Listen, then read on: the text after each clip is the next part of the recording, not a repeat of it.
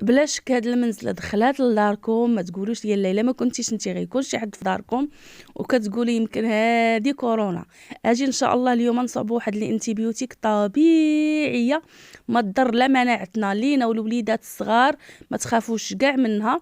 كما كتشوفوا معايا حبوباتي، هنايا عندي الزنجبيل طري، وعندي الحامض، وعندي الكركم او الخرقوم عرق، وواحد المعلقه البنات ديال العسل الحور. كما كتشوفوا معايا هذا راه العسل الحور البنات، راه حيت دابا البرد باش كيجمد. غناخذ ديك المعلقه ديال الكركم وغنزيدها على ديك العسيله حوره، وغندير البنات واحد التعصيره ديال الحامض كما كتشوفوا معايا باش نفزك داك الكركم وداك العسل باش كيرجعوا على شكل سيرو البنات. انتيبيوتيك طبيعيه ما تضرنا، راه بارك علينا من الادويه، راه المناعه ديالنا مشات لينا بقوه الادويه، وهاد المنزله كتمشي اليوم وكترجع غدا. صافي البنات هنايا زدت داك الزنجبيل من بعد ما حكيته واحد الطريفات خليتهم هكاك طريين، قطعتهم رقاق باش يبقاو هكا في الماء يطلقوا لينا.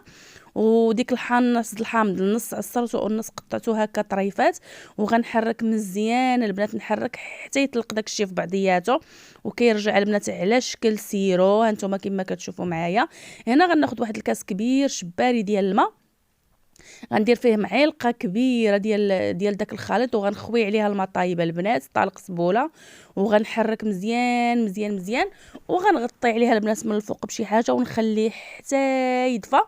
وعاد باش نصفيها البنات وناخذوه في الفراش حتى تبغيو تنعسوا. البارحه البنات والله ما نكذب عليكم انايا كنت كنكحب حتى كنتخنق، من مني بغيت نعس شربت هذاك الكاس نيت اللي كتشوفوا فيه، واليوم اصبحت الحمد لله ما فياش كاع الكحبه الا صوتي اللي باقي كتشوفوا فيه مبدل. دابا ان شاء الله عاوتاني نصاوب شي حاجه طبيعيه ديال الصوت هكا الحلق مشى ليا. صافي البنات، وكنتمنى تجربوا هذه الوصفه والله شافي الجميع، وهذه المنزله راه ما خلات حتى شي واحد.